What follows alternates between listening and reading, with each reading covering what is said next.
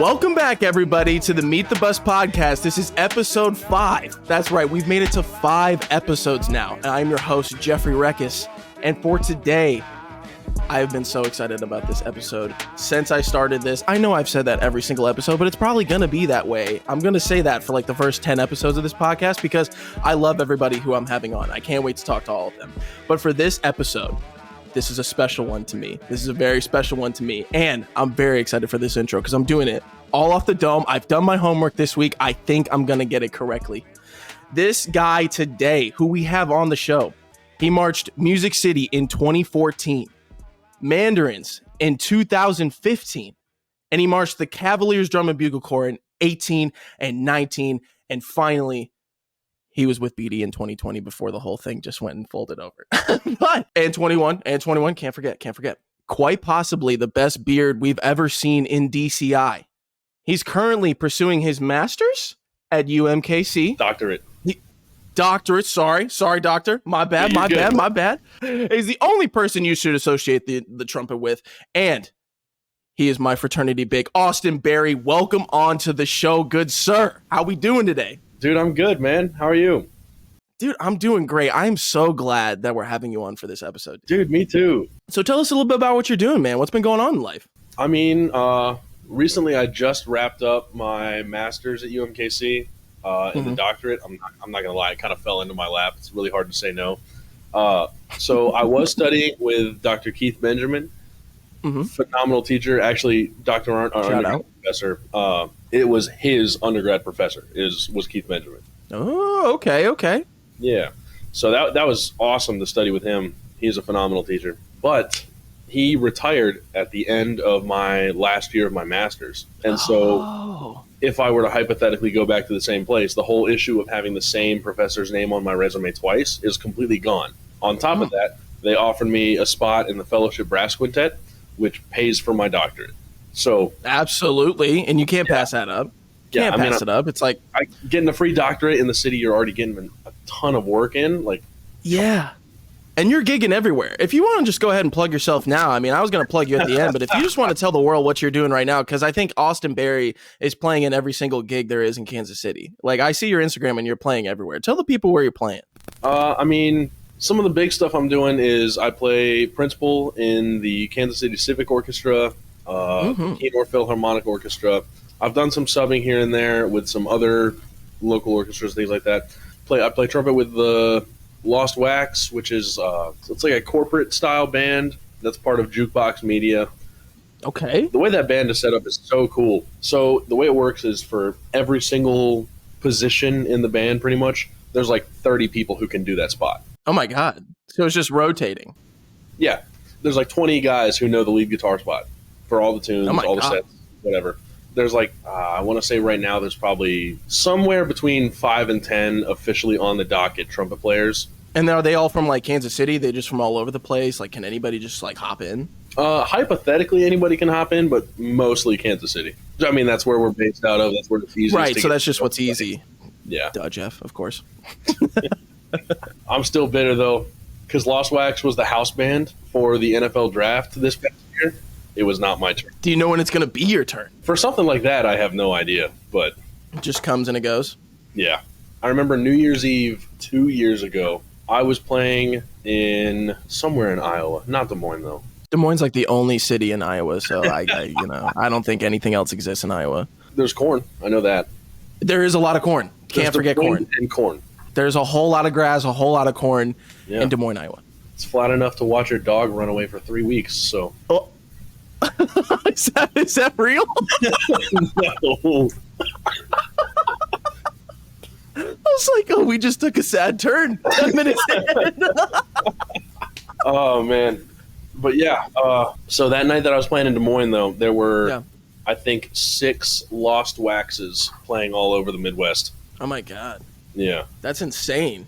Yeah, it's pretty cool. So let's hop in here. Let's hop into the interview because we got a lot to talk about today. I got a lot ready for you. I hope you're ready for it because I got a lot coming at you here. I got a lot of questions for you. I'm excited to get into this here. So let's just get into the first question. What was it for you about the trumpet that you were like, I literally can't wait to show every single person how high I can play one day? Like, what was it for you? Just starting out as a kid, you're like, I'm going to do this one day. Dude, I'm not even going to lie to you. I have not a cool story for it. So Get into it, though. Get into it. Because so far, the first three guests have all wanted to pick up a saxophone. So everyone really messes with the saxophone. But I don't know if you had that tale where you also were like, hey, saxophone's pretty great, but, you know, they just put you on a trumpet. What's the word? What's the story? 6th grade, good old Station Camp Middle School in Gallatin, Tennessee. I was on the football track. I wasn't going to be in band or anything, but there are two guys who I've grown up with my whole life, literally since one from kindergarten, one from 2nd grade. It was Alex and Thomas. You know them. I love them. Yeah, I know. I got to stay with you guys when we taught in 2021, and those guys they're the best. I loved getting to see both of them and just hang out with them. They were amazing. Got the dudes right here. Oh, we got a little picture? Yeah, we got high school graduation, college graduation. Austin adding the beard in the hair. yo, the young pictures of you are hilarious to look back at. I look like a really tall and tired 11-year-old. I just look back at it and I'm like, holy shit, I am this guy's little, because I did the same thing. Beginning of college, I come in, I'm like this little kid, no facial hair, no nothing, and then at the end of college, cut, clean shaven, man. Yeah, clean cut, everything. I like the little the little fade cut you had. Oh my god, I remember that. Oh my god, look at those pictures, hilarious. And I'm like, then one day he just said, "Fuck it, I'm growing the whole thing out. I'm never cutting it again." So basically, when we got to middle school, they both went into band, and I was doing football. What'd you play? I'll get to that in a second. Let's go. But there were about 2 weeks where I was not in band. And during those 2 weeks, I felt my friendship with those guys sort of fizzling a little bit. And in my head, I was like, no. I just joined band so I could hang out with those dudes. So 2 weeks late, I go to Miss Susan Thomas. And I was like, hi, I'm sorry. Can I join band? And she was like, dude, what? Yeah, okay. Shout out, Susan. She started asking me what I wanted to play. In the span of 15 minutes, we did the whole little instrument petting zoo thing that they do for a lot of 6th graders. I knew that I just wanted to play one of the instruments that one of my friends played, because Thomas played saxophone and Alex played trumpet. And because I was like, jazz is way cooler than classical music. I mean, it is. I'm just saying. It is. It might be cool. It might be cooler. That's all I'm saying. I originally wanted to play saxophone, and she was like, we're out. 4th guest in a row who wanted to play saxophone. Oh, man. That's hilarious. The funniest part is that after she told me that they were out, they literally just did not have any more saxophones for me to play, I said, I want to play trumpet then. And dude, she wanted me to play anything but trumpet.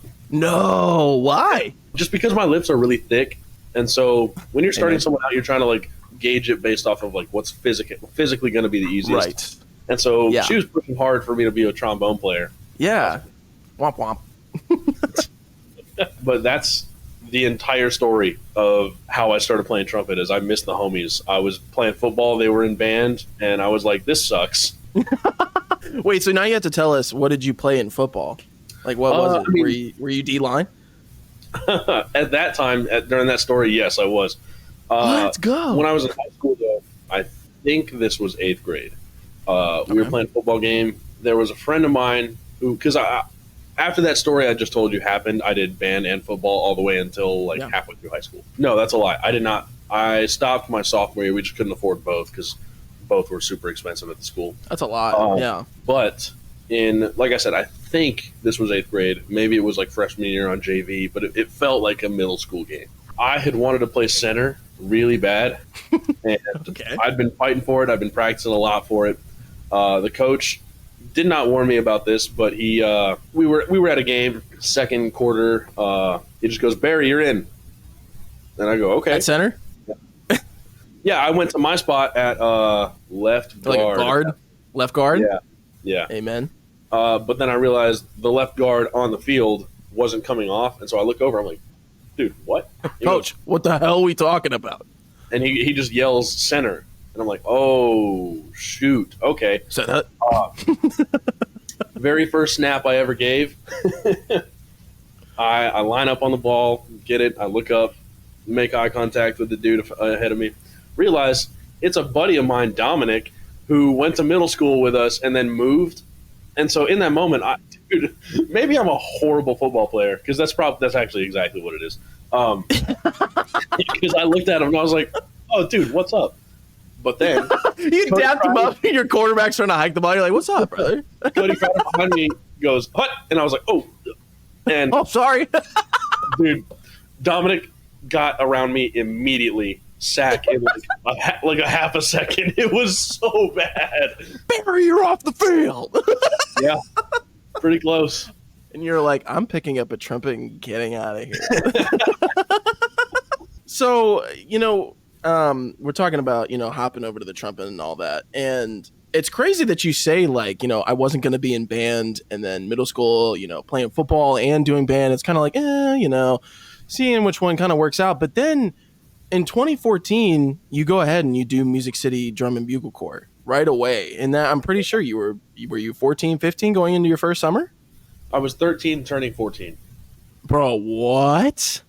That's nuts. You're insane. Okay, so what for you, what was it in your brain that you're like, yeah, I got to go do this right now? My high school band, at the end of band camp, they always scheduled it so that the last Friday of band camp would be like a 2-hour rehearsal in the morning, and then we'd all go to the Murfreesboro show. So you come in, have like a 2-hour rehearsal in the morning, and then go to the show. While we were there, we were going around watching lots, and I remember this was on that little patch of grass in front of MT1 Stop. That's where I saw Crown's Hornline lot.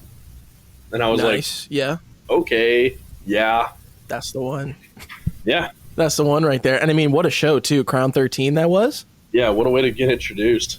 Yeah, it's like, this is the yeah, dude. I mean, perfect brass score, the whole bit. Like, dude. Based on that story, I seem like a traitor. But if I'm being honest, the second that season was over and I actually started watching other shows and like really going back and watching BD's show that year. Everyone loves an underdog story, but I'm definitely a BD fan. Oh yeah, no, absolutely. And like, it's funny because like my brother in 2014 when he marched Boston, like that was such a cool show, and like watching it every single time I got to see him live was like, oh my god, I love this show. Yeah, in 2014 though, when Blue Coats did Tilt in 2014, like that was the show for me where I was like instant fanboy, and then I remember the rest of my like DCI career, I was like, man, dude, those electronics and shit. It's just like I remember like my brother sitting right next to me and we're like watching Coats 2014, and I literally from like the like 2 minutes to the end of the show, I'm on my feet like, oh my god.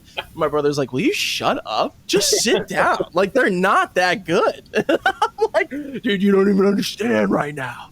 And then I marched, and I was like, you know what? 2015 was actually better than 2014, but no big deal. Dude, 2015 was such a good. 2015 was like ultimately a better show than 2014, my opinion. Some of the the moments that were created in that 2018 and 2019 show, both of the shows, you have been a part of some moments in DCI. You know what I'm saying? Like I went back and watched some shows. I watched all your shows last night that you've done. Uh-oh. And oh yeah, I went back through every single one, and like. Watching 18 and 19, especially those ballads, it's just the moments that were created were just, oof.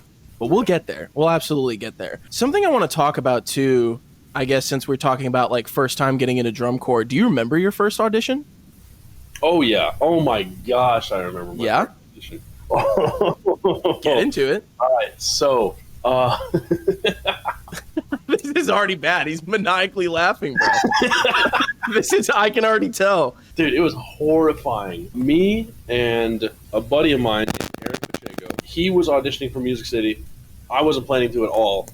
He comes up to me one day. He's like, hey, you should come to this camp with me. And I was like, okay. And that's how that happened. That's exactly how that happened. And I don't know if I heard it right, but was it Music City was your first audition? Yeah. Do you remember how it went? Like, were you super nervous for it? Because I feel like you've never been nervous for a single thing. Like, anytime I've known you only since 2019, but like anytime I ever see you like for a performance or anything, you're like so locked in the zone. I'm guessing that's just because confidence gets built over time, and you're just put in all these spots where you got to be great, and you just were great. But like, I had a question down. I was like, have you ever been nervous for an audition? Which seems like a stupid question, but you were always so like unfazed as a performer and a player. So that's why I do ask that question. Well, I appreciate that, man. That's nice. But if I'm being honest, it's all a facade. It is all a facade. I'm so nervous. Of course. So nervous. Just a couple weeks ago, I played Pines of Rome here in Kansas City, and I was doing the offstage. Oh, man. Ooh. I had a little bit of that just like natural vibrato in there. So, dude, that's a terrifying one too. That's a scary one to play. That is not easy. Dude, it went well though. So for the Music City audition, he asked if I want to go. I said yes. We had a conflict with it. That Friday night was actually everyone calls it a different thing based on where you're from, but our like concert performance assessment, I think, right, where you just take like a high school band and one after right. Yes. For judges get like a 1, 2, 3, 4, like a little festival or something like that. Yeah.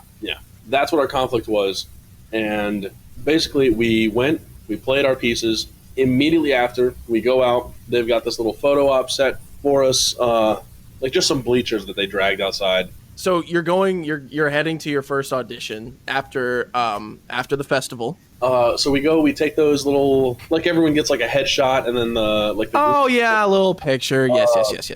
Is it composite photos? Is that what I'm thinking? Yeah. Mm-hmm. That's a good name. We were getting those taken, and immediately after that, he and I pack up our horns, get into his mom's van, and drive to Music City audition, which we're at. Listen, if you're able to recall this stuff from like 2014, I give you a hand because I can barely remember stuff from like my freshman year of high school. But yeah, it was at Freedom Middle School. I'm pretty sure that's what it was called. We literally show up, walk into this camp in suits and ties. That's amazing. Yeah, so I went to my first drum corps camp in a full suit. Dude, dress for success. Yeah, you look good, they pay good. That's what I'm saying. Basically, we go through the camp weekend. He and I finished like the last, I don't know, probably 2-3 hours of the Friday night. Wake up Saturday. I'm like, all right, today's probably the day.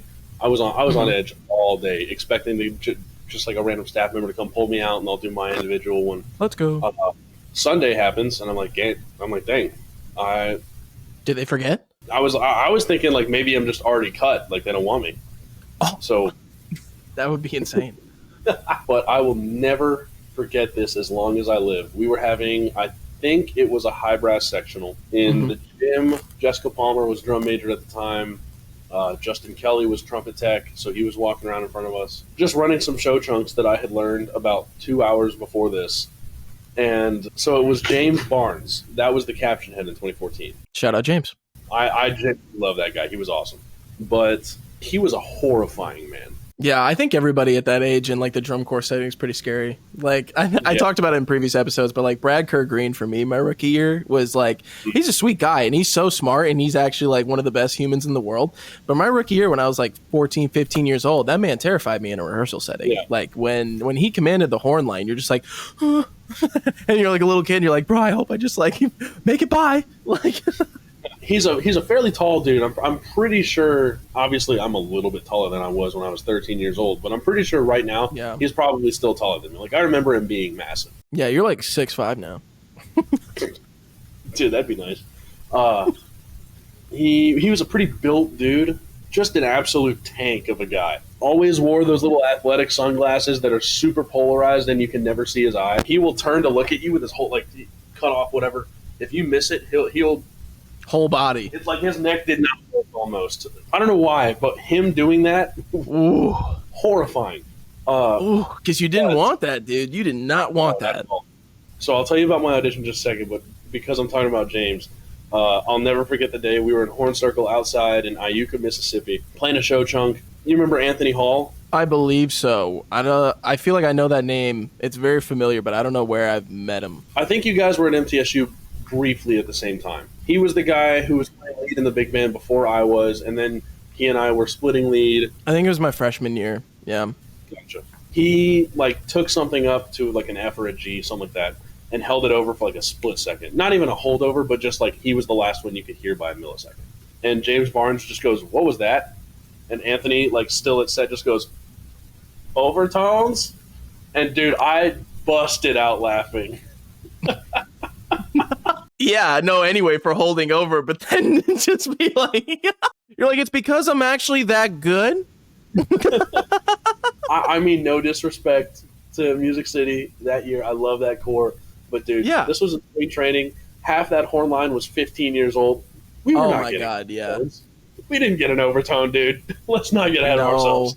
No, absolutely not. Not with that young group. That was a hysterical thing. That's hilarious. That's insane. So I actually want to get into that. So going into your first season, what's it like? Because obviously in the last episode I had Dylan Ryder on, and he also, like me and like you, we've all started right away when we could. And so I want to know from your perspective, what was it like going away from home for the first time? Even though it's the hometown core, what's it like going away from home for the summer for the first time? Talk about that experience. Like, what's it like inside the mind? It was nerve-wracking. Yeah? You feel a little naked. Like, being close to home is like kind of a safety blanket that you don't realize is one until it's gone. That's pretty much the whole thing. Like, I was terrified. I think I did drum corps way too young, if I'm being honest. I was not ready, dude. I was so bad. I was also going to ask you that question. Is it like, if you could start over, would you still go at 13, 14 years old? Would you wait it out? I don't know. That's actually a good question. Oh, I'm so sorry. I just realized I didn't actually give you an answer to the audition question. I'll tell it in like 10 seconds. I'm so sorry. You are on point right now, bro. That's insane. If you want to talk about, you can, but I'm just blown away with how like mental on point. You're good, dude. Musicians, pick this up right now. He's on point.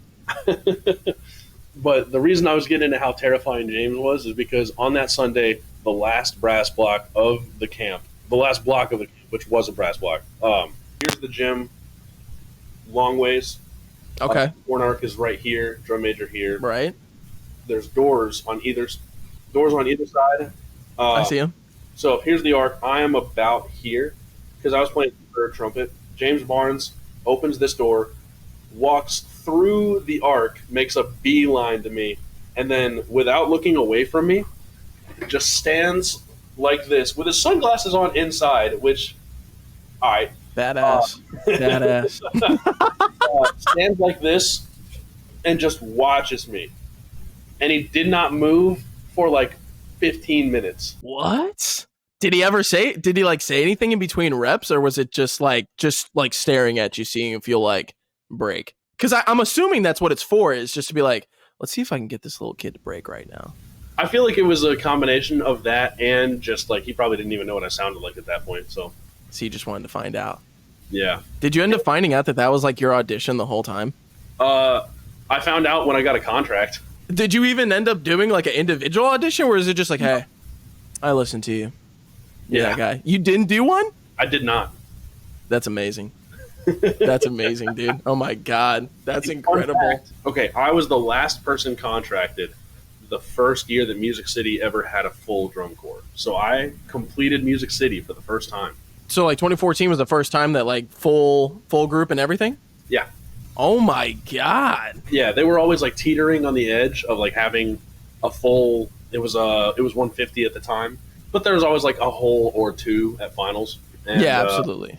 So I was the first one that there was just like, I finished the roster. And that's crazy because like I watched the video back because there's a little like, I think there's like the DCI video that they do like the little segment clips for the shows, and I think there's one for 2014 Music City. Excuse me, and I watched it last night and I was like, that group's already small enough as it is, so to hear that's like so cool, and it's like, you know, you were there for the first year for the full thing. Yeah. Something else I wanted to talk about. I had a couple questions here, but I think one I want to ask is like you brought it up earlier.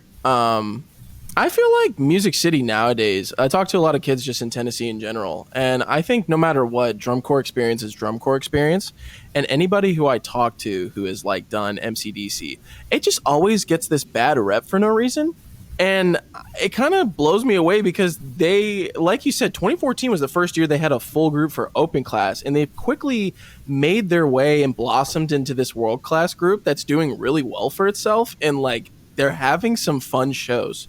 So I think, you know, as someone who did it, can you kind of get a feel like, do you know why they get a bad rep? Is it just like Tennessee kids being like little shits or what? Yes. That's exactly what it is. Because I'm not going to lie. If you couldn't tell this by the everything about me, I was kind of an asshole when I came back from drum corps for the first time. No way. I didn't want to be, but like in my head. No, it just happens. Yeah, I'm a 14-year-old kid who just did this at a quote-unquote professional level.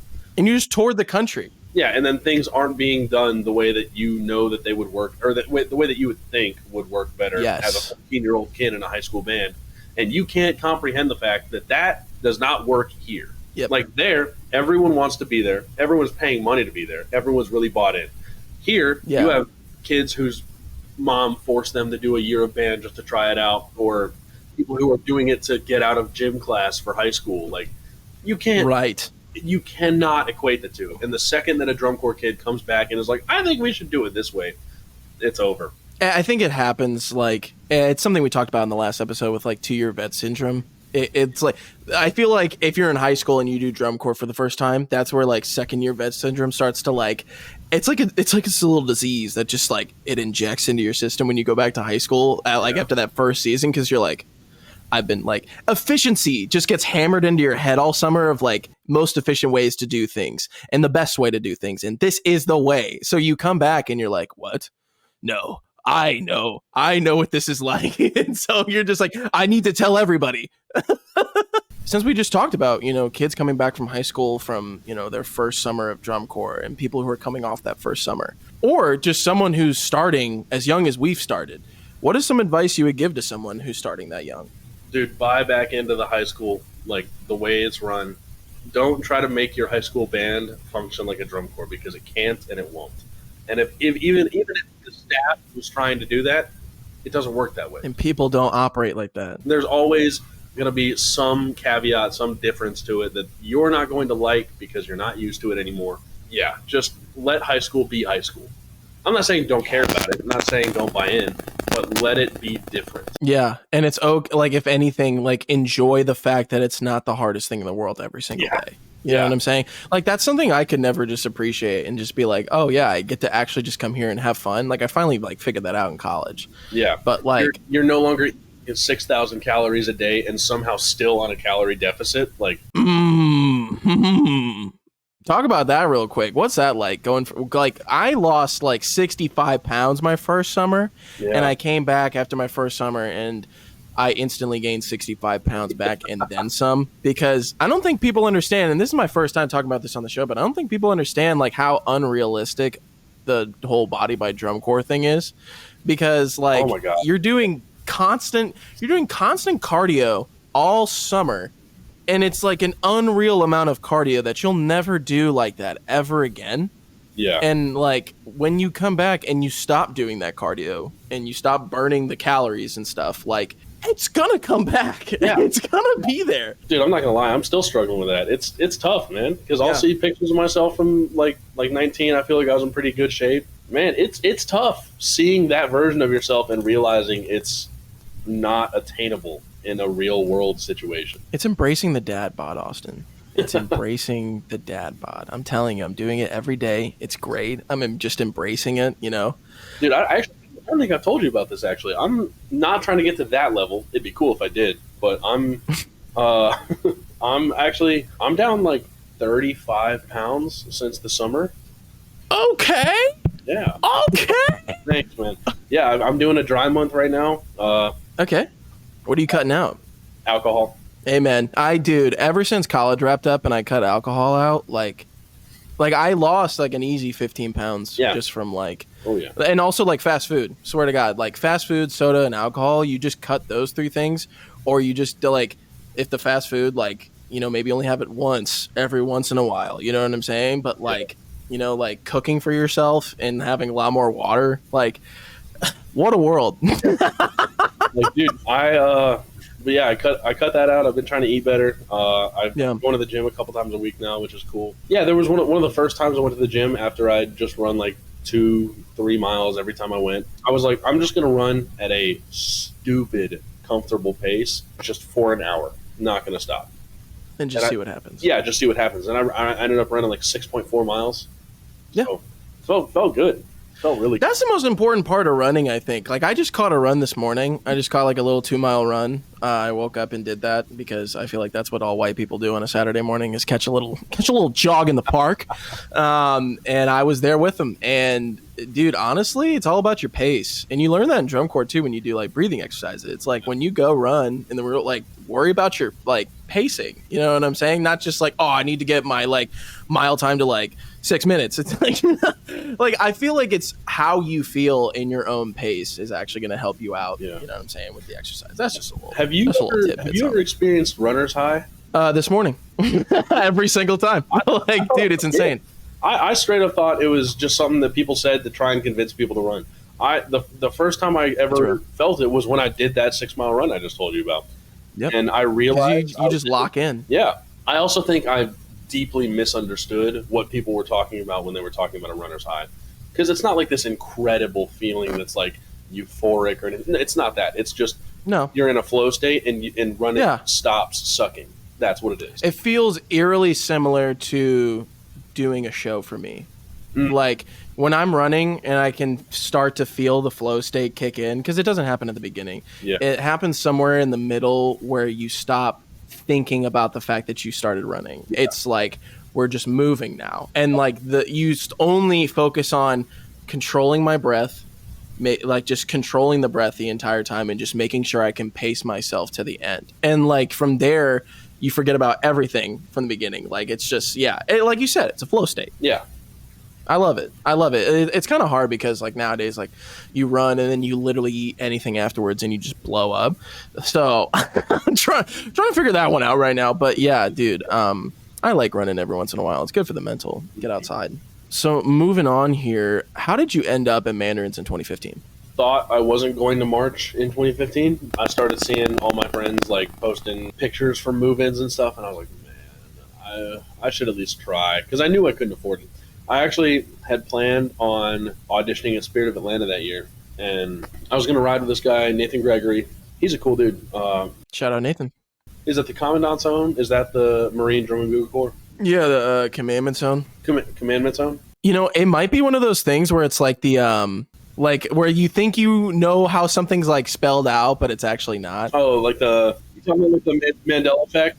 Yeah, the Mandela effect, whatever, where it's like you think it's said one way or whatever. Yeah, I might just be stupid. That, you know, I would chalk it up to that.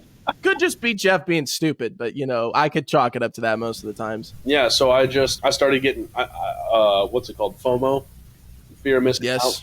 Just that was like riddled over me.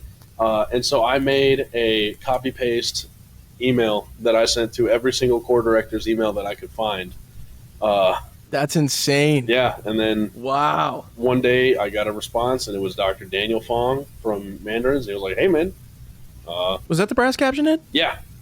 Nice. Dude, he was great. Nice. I love that man to death. He's incredible. But he asked to see some videos of me playing. I think I played a section of Charlier 2, and surprisingly not the one you're thinking about.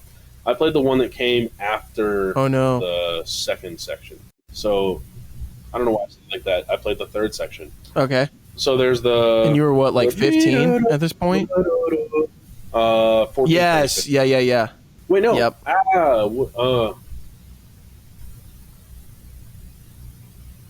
Gosh darn it.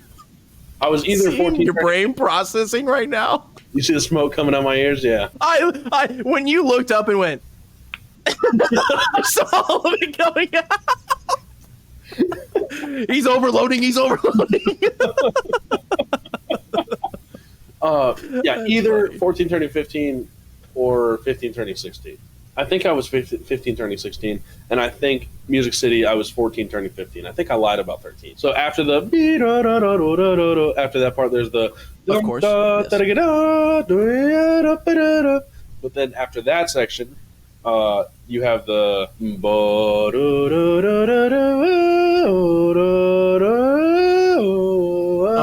That thing. That's the section I had to play for it. And then for my technical, I think they let me choose, and I just did something probably giving what I was working on at that time, like as a sophomore in high school. I was probably playing like the Gedeke Concert Etude, the yeah, no big deal.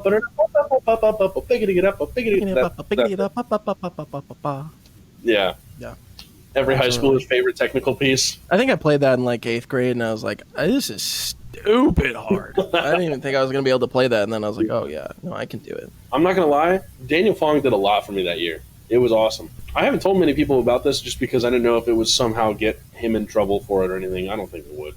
He offered me an alternate spot with a guaranteed spot on the field so that I could pay half price. I don't think that would get anybody in trouble. I just think that's like, I think that's just working with a kid who you know has the potential that this activity could like change their life, you know, for the better, for, you know what I'm saying? And I think that's at the end of the day is what it should be about. You know what I'm saying? Like if someone's willing to give something, you know what I'm saying? But you can understand the situation.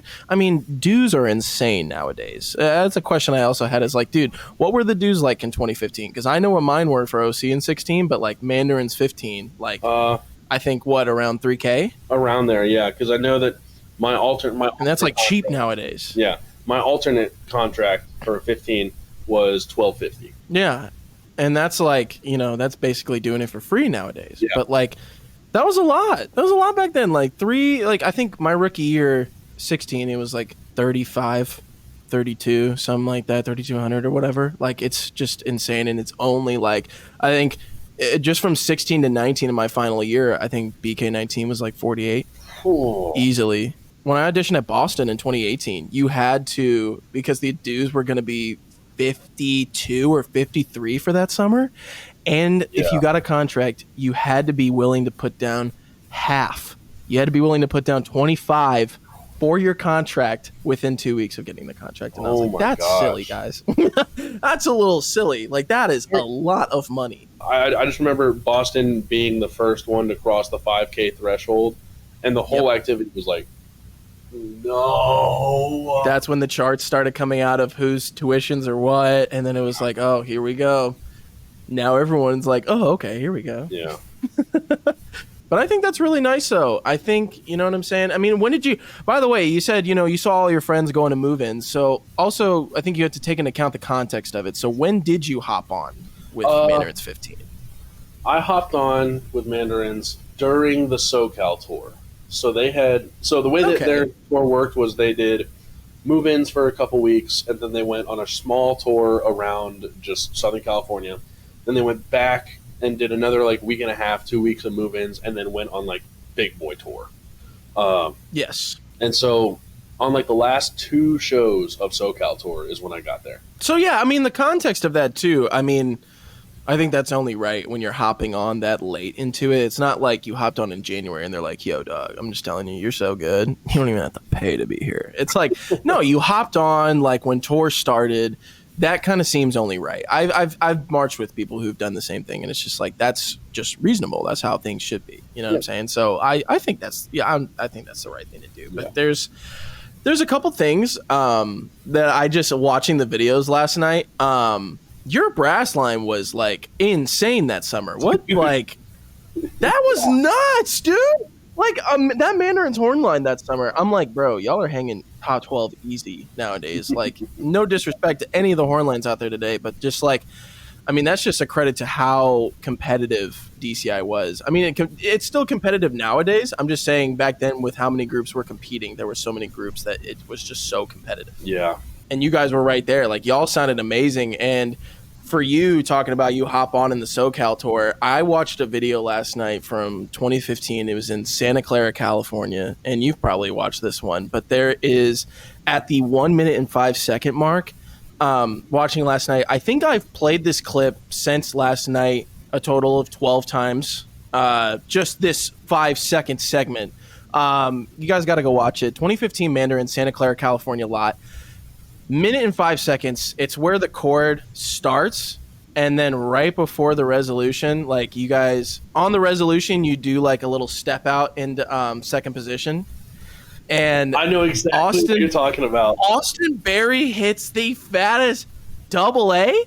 I want to say it's the fattest double A I've ever heard to this day, and I just heard it last night for the first time. It's the fattest thing I've ever heard in my life. Everybody has to go see it. You have to go watch it because the step out happens in the second position, open second, and he's there, and by the way, we talked about holding over. Austin Berry is the king of holding over. If anybody knows Austin Berry, he holds over every single one, and this one was like no exception. He held over for a good 1 to 2 seconds, and it was clean though. It was hot. I'm just saying, it was good. There's plenty more moments we talk about in here. Not to be rude, that actually was not me. That was Igor Fedorov. He is absolutely nuts. Shout out Igor. I actually took a lot of the inspiration for when I started doing lead stuff from how he approached it. Because he sounds just like you. Like, hearing that and then hearing your playing, I'm like, I can tell now. I can hear that inspiration. Yeah, man, he's a monster, though.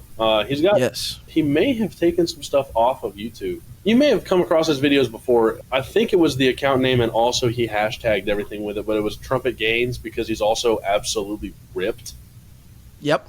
I've seen this. When I was growing up playing trumpet, I saw those videos all the time. Yeah, I've definitely seen him. He's that's insane. Machine, dude. Oh my gosh. Something I want to talk about, since you got to do both, you got to do West Coast and East Coast, even though there was a little breakup in there.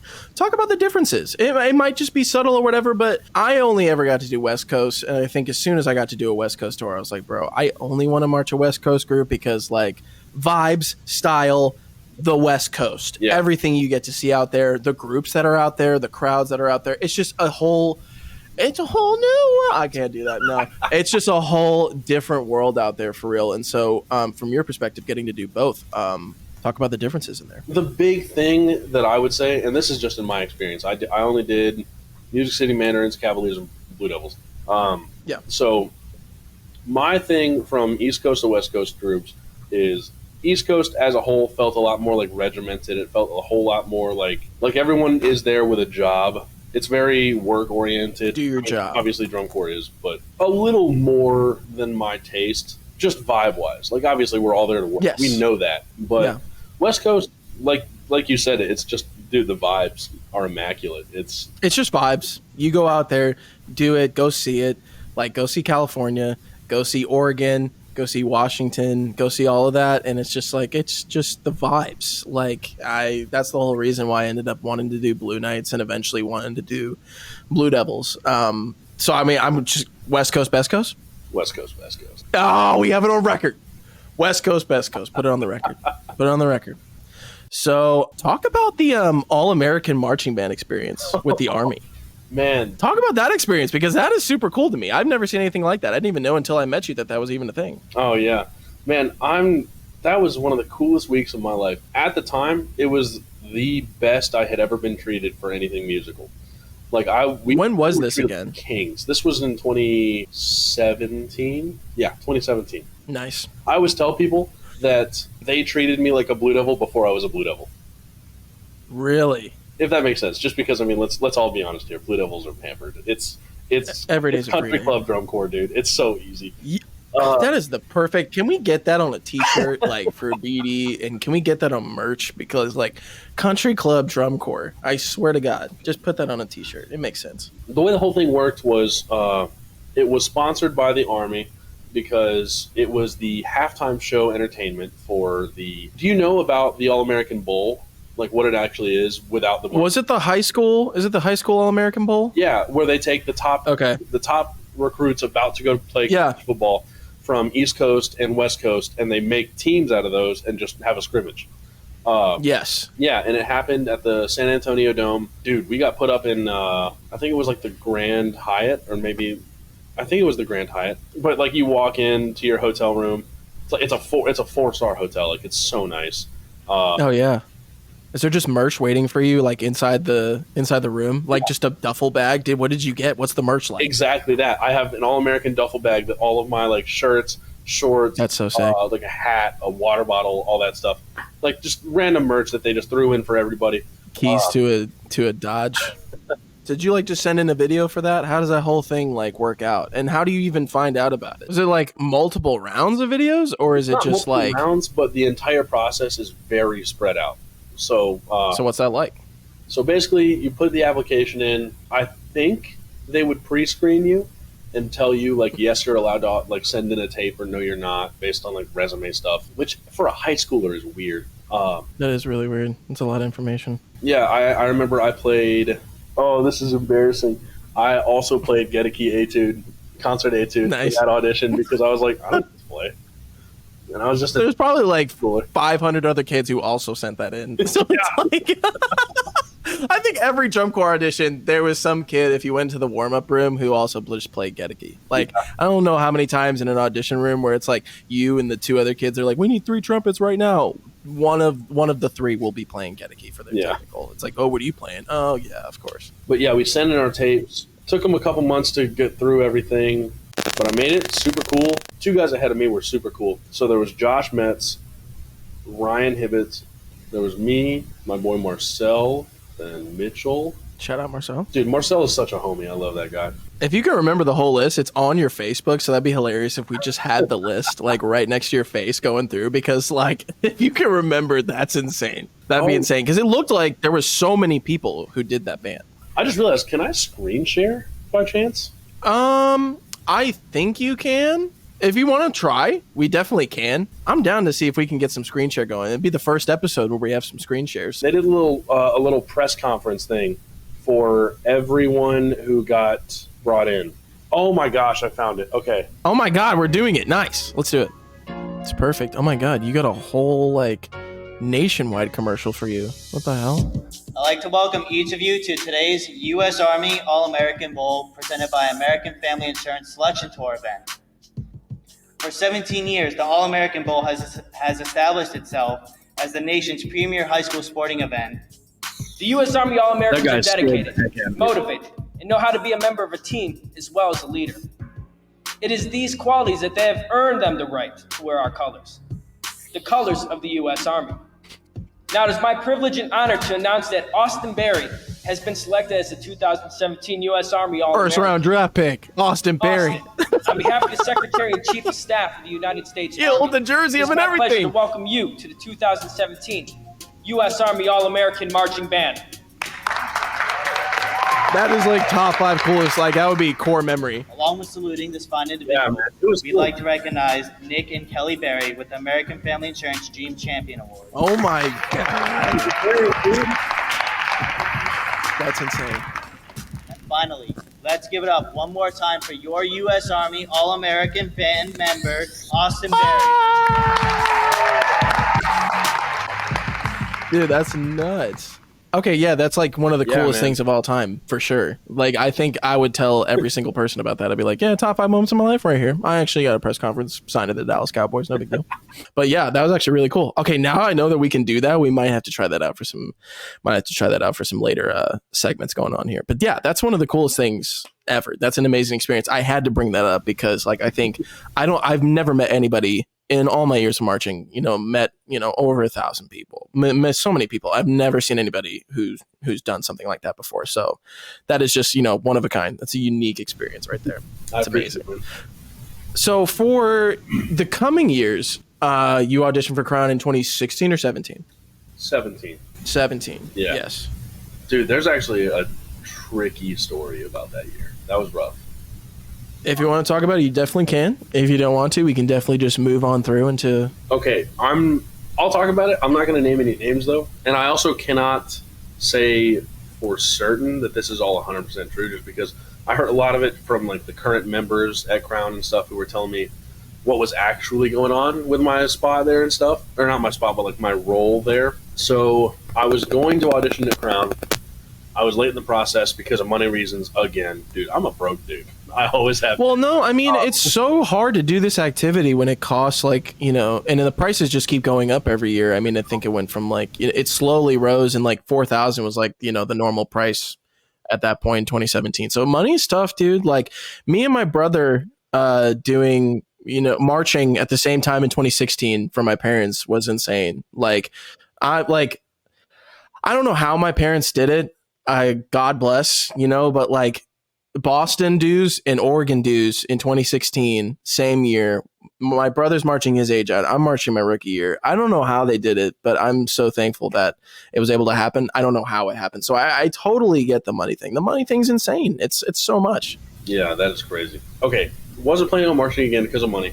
Realized I was making a lot of money at my job really quickly, and I didn't have anything else to put. I was waiting tables in high school.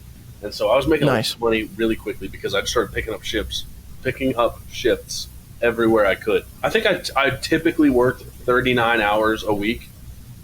Oh my God. Would it be illegal? Yeah, because they were only like, paying you part-time or something? Yeah. Yeah, definitely. I was only making $2.19 an hour. Oh my God. I mean, all of our money came from tips. So. Amen. So for a server at that time, $2.19 was minimum wage for a tippable position. Yeah, that's tough. Shout out all my service workers out there. It is a tough gig. It was looking like by the time move-ins came around, I might have enough to drop everything I just made on a summer drum corps. So I was like, yeah, let's try it. Let's pull. Sent the email to Matt Harloff. He invited me out to whatever camp was next. I think it was April or May. I want to say it was April. That sounds right. Yeah, it was definitely April. But I ended up carpooling with some folks there. And when I get there, I find out they want me on, it was one of the splits for first trumpet. So maybe upper, middle, lower, I don't know. But it was something first. I found out that I was there to take another take a vet spot.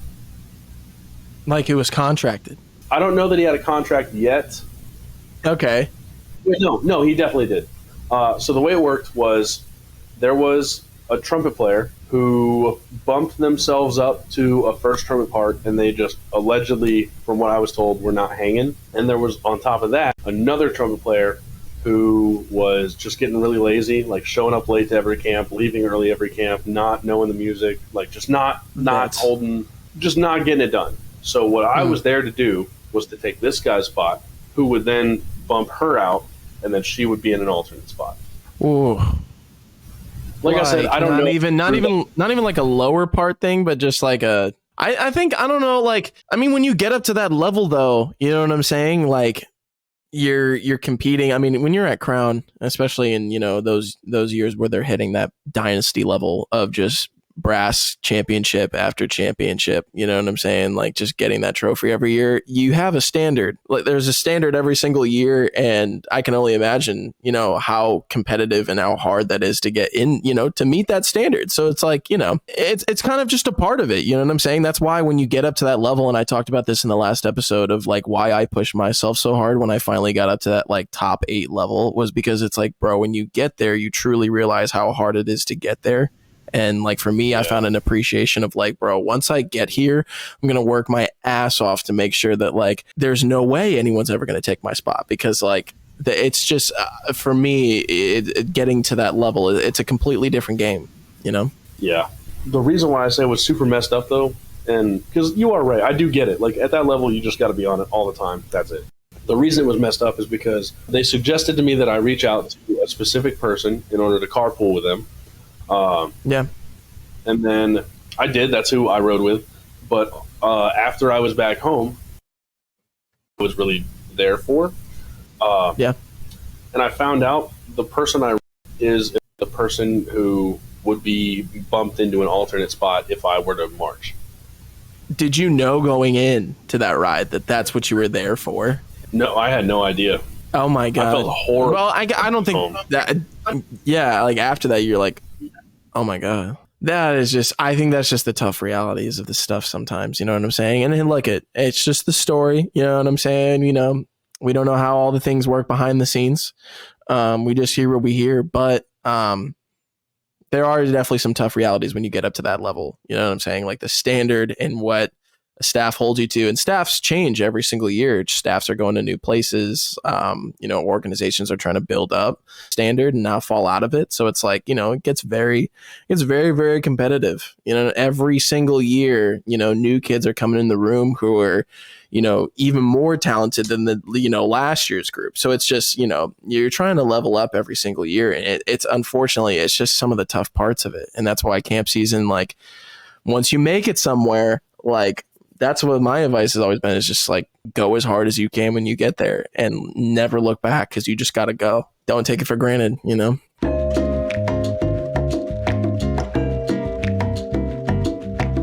So what were we talking about again? I don't remember. I actually do. I remember what we were talking about. We were talking about picking back up. We were kind of talking about the Crown 17 story and how you got into that situation, and excuse me, but bro, do you mind? Huh? Oh, my bad. I just go myself. How about your Wi-Fi over there? Okay. But how you got into that situation what ends up happening, and just how we leave off from there. I guess why, if I could ask a next question to just keep us moving along here, what happened in 2017? Why don't you end up doing that summer? So they wanted me to pay in full before I showed up to move-ins, and I didn't have the money. Mm-hmm. And that's just how it be. The funny thing is, the next week I did. How? Where'd that come from? 3 more shifts at my job. Oh my God. I just didn't have all of the money. Like right when they needed it. Yeah. Going into, you go through the 2017 summer, we're moving on to the 2018 preseason. You're going right back at it. Is it hard after 2 years? Like, how hard is it? 2 years off. Is there still a drive? Is there the motivation to do it? Or you're like, I've taken 2 years off of this thing. Like, I don't even know if this is something I can come back to. The money is just so much of a commitment. You know what I'm saying? Like, what are the vibes for you? How hard is that? There was definitely a dip in, I wouldn't say my motivation or like my excitement about it, but I was really discouraged coming back because obviously I was garbage having not done anything like that in 2 years. It's tough. Really hard. So like I just picked up the horn one day and tried to play a long tone, just marching 8 steps forward. And I was like, wow, I am horrible. So what kind of like, what's the motivation to get back into it? Is it just like, I suck at this thing, but I used to be so good at it? And like, or is it just like, I have to get back to this thing. We got to keep working. I'm not going to lie, dude. My entire experience with drum corps, I had one goal in mind, which is that I wanted to be a BD lead trumpet. That was the whole thing. Amen. Yeah, I think everybody's goals are different, and I think that's just as valid as anybody else's. We heard in the last episode from Dylan that like his whole goal was to help build an organization and become, horn sergeant by the end of his time, and that was his whole goal. And I think, a lot of people have that dream. So it's just, really cool to hear that. But yeah. Whenever I first started, it was just, like I said, in 13, I was introduced to drum corps in 2013. Yes. So I met Crown as the underdog who had to beat the big bad Blue Devils, and so I had a bit of a sour taste in my mouth about him. But then, like I said, I went back and I was like, oh, wait, no, I definitely have a preference here. I get it. And yeah, me, like 13, 14-year-old me, seeing these dudes just larger than life. How much of the 2015 summer kind of influences that to like swayed you to BD? Because I feel like being on the West Coast and getting to, you're on tour with them in every single show, starting from SoCal out, like you're with them for every show. So obviously that had to have some like influence on, getting to see them every night. Just, man, I wanted to be like them so badly. Who wouldn't? You know what I'm saying? Yeah. Like those guys are superheroes. Like, dude, I looked at them and I was like, I remember being in, I want to say it was actually the Santa Clara show, the one you were talking about that video from. No. I was still not marching yet because that was like my first day. I got in the night before. That show was my first day there. And so after that show, I learned my show in like 3 blocks, I think, after that. But oh my God. Well, the Viz part anyway. I was learning the music as we went. But Right. Yeah, I learned how to fill the spot in like 3 blocks, I think. That's insane. There was one set that took me like probably 45 minutes to learn one set because it was just so wild. If you watch the show, in the drum feature, horn line like goes to the backfield, then goes all to side 1 and does like this long little zipper. Well, the zipper was how we got into that. It's like the long, where is it? There we go. Long like rectangle moving. So yeah, everyone's moving this way and it's like, it's like, it's like coiling into. I'm just trying to figure out the camera. The details. Right? I got you. You're helping the people. So the spot right after that, when we go to the big vertical line. Yes. Which like the sword visuals and stuff. Getting into that was just so tough, dude. I'm not kidding. I had to hop out of the drill like 7 times and just be like, where is it? I have no idea what's going on. Because like any sense of intuition about what drill is supposed to do right there, I had none of it. Yeah. And so I don't know how you could. That's like, that was insane. Especially being that young too. Like you only know so much. You're coming off of one summer of MCDC in like high school. So you're just like, wait, what? Yeah. What is this? How? Okay. I promise I'll stop getting off track. My bad. But to answer your question, saw BD at I think it was Santa Clara show. Yeah. And I remember being like, they looked horrifying. I was terrified of them. And I loved it. I was like, this is so whack. Why are you 19, 20-year-old trumpet player and I'm like pissing my pants right now? Why is this how I feel? And I was like, I don't know why, but I want to do that. And then we go into the show and they're like taking the field and half the audience is booing. And I was like, oh, I have to do this. I have to do that. I want to get booed so bad. And it's just like, yeah, like you said, larger than life. I mean, you see them in the lot and it's just, they move different. Yeah. They just move different. There's a cool thing that a friend of mine was talking about football recently, and they said one thing that really stuck with me, and I realized that that's exactly how I felt about the Blue Devils before I went there, which is that you're the best when everyone else thinks that they're your rival. Yep. There is no like head-to-head. It's everyone thinks that they're your rival, and you've got like one. And you're just like, no, our competition's like this guy. Like, that's the only person we're worried about is like just this group over here. I feel like at this point, they're just competing against themselves to have just like the best possible show every year. I know that sounds corny, but it's just like, I mean, I don't know who else is doing it like them right now. Like, after watching this past summer and watching their show, and once again, watching them take the activity to a completely different level. I mean, I talked to a good friend of mine who should be on next episode, Joey Teixeira, who was lead trumpet for BD this past summer. I told him after I got to watch the rehearsal in Murfreesboro, I was like, dude, my favorite part of the show, you guys aren't even playing. It's the big tower that happens in the middle of the field where everybody has their own individual like body choreography that's happening. And I was like, I've never seen anything like that in the activity. And I was just like, I've never seen something like look so like the movie 300 and it's in like a marching band setting. Like, that was so... It was just happening in rehearsal chunks. It was not even the show where I'm seeing this. And like, I'm sold in a rehearsal chunk. It wasn't even the rehearsal run through. It's a chunk, and they ran it, and it was the first thing I saw, and I was like, they're moving different again. And I'm like, this isn't some year where BD's getting boosted, and then you're gonna go watch the show, and you're like, it's like, ugh, I'm like falling asleep. Like, no, dude, like this was kick ass. I will like say it a million times. Like, it was such a fun show to watch. And once again, just like advancing in the activity. So like, I remember when I started my first summer in 2016, when I watched Crown 16 and I watched that brass line and I watched, I just listened to how they played. They were phenomenal, like undeniable. And I remember after that summer, I was like, dude, I got to do Crown. Obviously that brass program's insane. And then I went through the activity and I was like, I gotta do BD because I'm like, they're larger than life. Like, the way that they also do the activity is just like how I've grown to like, that's how I want to do this. You know what I'm saying? And it's like, it's a thing of to each his own. And like, I think we talked about in the last episode, I do think, and I don't know if you've actually experienced any of this, it'd be cool to talk about this. We talked about this in the last episode where like leaving corps almost felt like this sort of like betrayal. You know what I'm saying? Where it was like, Mandarins, for example, at your time when you were doing it in 2015, middle of the pack, probably sitting in that top 15 range, like as yourself want to go on that individual journey and you're like, I just want to keep advancing and see how far I can take this thing. Other people around you can definitely see that as, oh, you're just using us as a stepping stone. You don't even care. You don't even, you know what I'm saying? Did you ever experience any of that moving throughout your career? Yeah, absolutely. Also, because now we're getting into the stuff, I've said some opinionated things and told stories. I hope it goes without saying that like I have no disrespect for any other like groups or anything like that. No, I say the same thing. Yeah, I'm just a BD fanboy who's too old to march anymore. So that's all it is.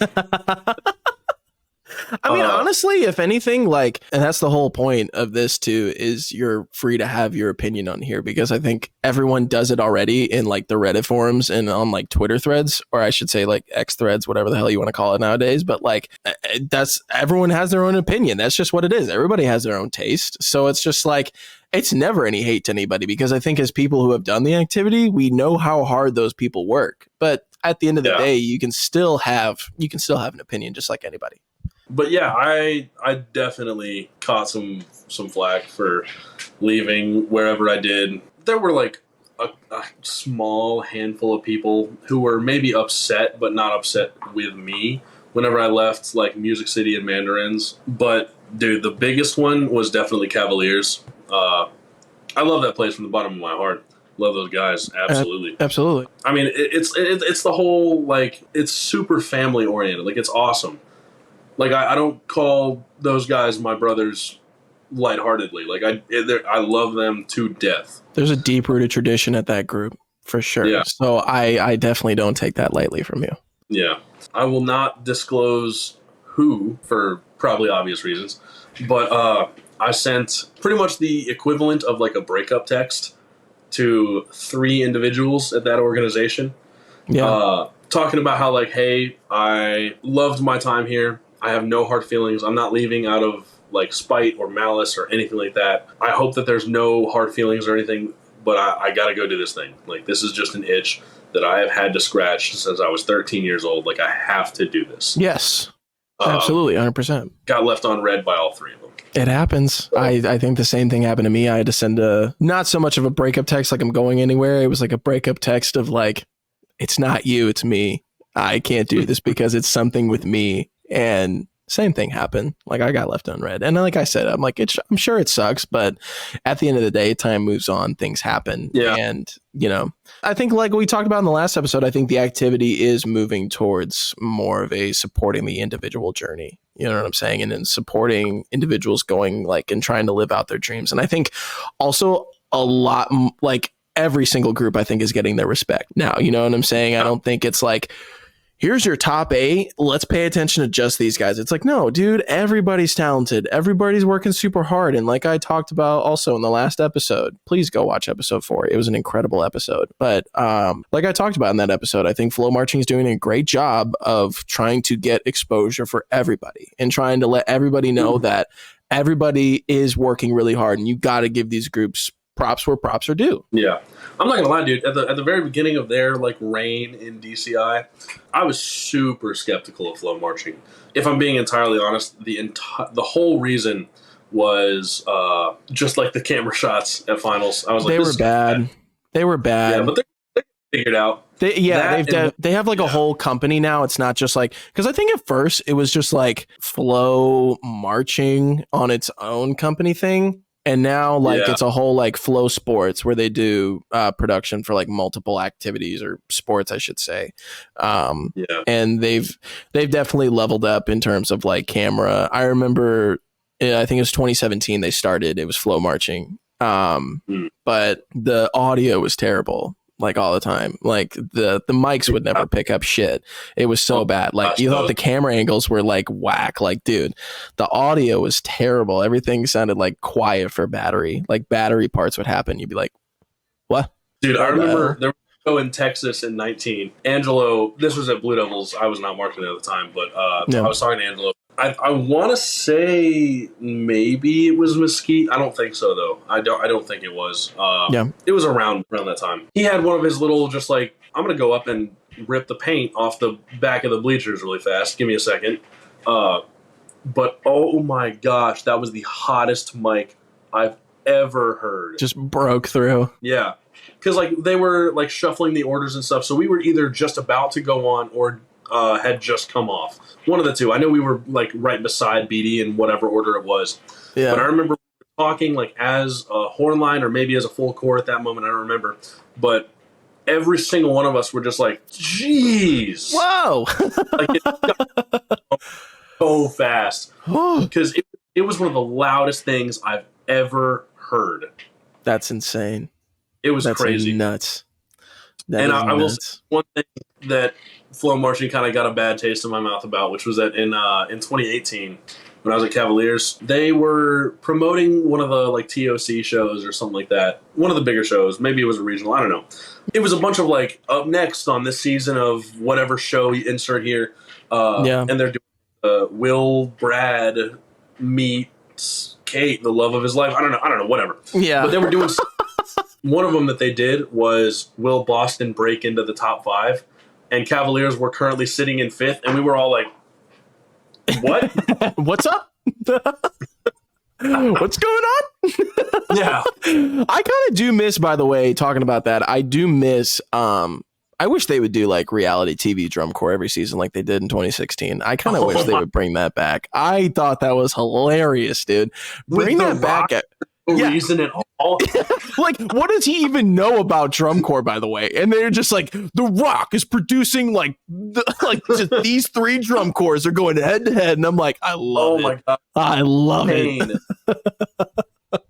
Like, I would love to interview somebody from like that 2016 year, probably just for, I think it was like BD, Cadets, and somebody else, or maybe it was just the 2 of them. I don't even know, but like, they were like, they got so much behind the scenes, and I was like, oh my god, this is we need this. We need more of this, dude. This has been one of the most chaotic interviews I think this show will ever have. And I think I love it because I think this just describes our relationship in one episode. Yeah. I think this is like both our personalities right here, just like coming together in an interview. It's just so much chaos. Like with so many breaks, so many pauses, so many, hello. I was saying, if we're being completely honest with ourselves, like, we got to look in the mirror and realize we're just 2 like meatheads who picked up a trumpet one day. That's the whole thing. Yes, no, exactly. And like, whenever people in college, we'll get to this point, but I mentioned in the beginning of this episode, Austin's my fraternity big. And I remember when he became my big and I was a freshman at MTSU, everyone was like, dude, it just makes so much sense. Like, you are Austin's little to a T. And I was like, no fucking way, dude. Like, I'm like, I do my own thing. He does. And then like, as I kept getting to know Austin, and then eventually we got to teach together. And then just as we've had these talks, I'm like, we're like you said, we're just both meatheads that just picked up the trumpet, and we just have like, the football mind of like band. Like, that's what I feel like. We both have like a sports football mind of band. How we look at it. You know how everyone loves talking about like Whiplash, the movie? Yeah. The way I have that movie is that it's a sports movie about music, and that's that's our mentality. And I'm aware. Yeah, no, absolutely. And I think I love it. And I think that's why I started this whole thing. And it was funny because if you watch the first episode of this podcast, it's the worst example of podcasting of all time. It's just me going on so many tangents for nothing. But like, I do like a little do a sports podcast rant for like 2 minutes about nothing. It's drum corps from a guy who watches sports as well. And it's like, this needs to happen for the members. Absolutely. Because this is cool. I do this anyway. But I wanted to say real quick, as I got up from my little break, I got one of the coolest texts of all time. Texts, I should say. Messages, whatever. Shout out Keith Ty. As I got up, I looked at my phone and he said, hey, dude, seen some of your episodes of the podcast. Love it. Nice work. Keith Ty's watched the podcast and he loves it. So we're basically box 5. So, flow marching, where's the sponsorship at? That's all I'm saying. I need sponsors. Shout out Keith Ty. Love Keith Ty. Let's keep moving on here. We've talked about Cavaliers 18 and 19. How do we get to Cavaliers in the first place? What's the story? A friend of mine, Nicole, she told me that she was friends with a guy on staff, and apparently, I guess they had talked about me at some point, like in passing or something. I don't know. Yeah. But she said up to him and the brass caption head, who was Kevin LaBeouf. And so, long story short, ended up talking to Kevin, and I got a feel-good email that was also like, should I be worried about this? Kevin was just like, hey, I've heard your name before. Or maybe he said, like, I've heard you play before. Something like that. I don't remember what. Yes. Yeah. But when I started going through my Facebook and my YouTube channel, and I was like, somebody didn't hear anything back. What did he? What's he heard? Yeah. I want to talk about Kevin LaBeouf because I think he's one of the most exciting like young caption heads in the game right now, who's like going to change like the whole brass program of just like DCI. I am so excited because ever since I've just like seen him, I think did he start his brass caption head in 2018? Was that his first year doing? Okay. Cause like, bro, I cannot wait for the day. Him and Keith Ty are 2 people I cannot wait to see win multiple brass like awards. Both of them, I believe truly one day they will be doing it. And I cannot wait for it. I only got to audition for Kevin one time, but he's the man. He's legit. And I'm sure you can talk to that, getting taught by him for 2 years. Kevin LaBeouf's the dude. He is that guy. And I am so excited to see what he does with Bluecoats. So excited because getting to even watch the show this past summer, I'm like, yep. Like, I don't know what it is, but watching 2018, 2019, and then watching Bluecoats this past summer, it seems like with his brass lines, they're always pushing the activity forward. Always like, and the moments that happen for these brass lines are so unique and so special. Like 2018 opener, I can talk about the fact I remember when I was at OC and we were in spring training and I was on a lunch break and I pull up my phone on Facebook and I see Kevin LaBeouf in the pouring rain and it's a flow marching video and it's the opener video. I watched it again this morning because I love that video. I remember I watched it like 8 times and I'm like, Cavaliers are going to be them this summer. They're going to be fucking them. I have some questions about the 2018 show. If I can hit you with some watching the show. What was the 2018 show about? Like, how was that concept explained to you guys? Because watching that show back again last night, I remember I got to see it live in 2018. I watched it afterwards, but watching it again last night, I want to hear from your perspective as someone who marched. How was that concept explained to you guys? Basically, the 2018 program was a really, really, oh my gosh, I can't stress enough. It was an incredibly designed show that accidentally became a PR nightmare, and that's why it was like unrecognizable at finals. Is that because of the oh what a world, like that whole the closer thing? Yeah, that was the big news all summer. Everyone, I couldn't stop hearing about that all summer. Was the show called? It was On Madness and Creativity. Yeah. Yes. So I'm gonna try to stay fairly broad just for time purposes, but absolutely. While Maurice Ravel was writing Bolero, he was suffering from a very, very, very rare strain of Alzheimer's, essentially, where like the creative part of your brain is just on fire always. Yeah. So he's writing Bolero while suffering from that. He's essentially going crazy, but in like the most beautiful way possible. Yeah, like just super out there, flamboyant. Just fast forward to I can't remember what year the painting was made, but there was a painting by an artist named Anne Adams. I believe she was synesthetic, which is the whole thing where you see, you can hear colors, right? Yeah, it's more like you can see sounds. That's the thing. Yes. Okay. Yeah. So like I met a guy with synesthesia who told me that there was one note in one piece that for whatever reason was a blue ball to him, and that's like. But she was doing a piece called Unraveling Bolero. Bolero is a theme of variations, right? Right. So it's just the same thing over and over and over again that gets a little bit more hectic every time. Yeah. And she was doing like little squares. Actually, if you're able to screen share, would you mind trying to pull it up? Because it's super cool. Basically, she was painting what she saw while listening to Bolero. The reason it's super crazy is because, at least from what we were told, as she was working on this painting, she developed the exact same extremely rare strain of Alzheimer's. So that's the painting that she did. That is what she was seeing as she was listening to Bolero. All of this. Yeah, so like I'm pretty sure those boxes is like one of the phrases from Bolero. Yeah, as she was working on that painting, she developed the same strain of Alzheimer's that he did. Or no, I've been saying Alzheimer's this whole time. It's dementia? It's a strain of dementia, but it's extremely similar to Alzheimer's. That's what I was getting at. Gotcha. Sorry. Yeah, no problem. That whole thing was, it's called On Madness and Creativity. The whole thing is just like beauty coming out of sheer chaos. Right. And so those red tarps that were like connecting all the boxes and stuff on the field, do you remember that? Yes. Yeah, I was actually going to ask a couple questions about the show.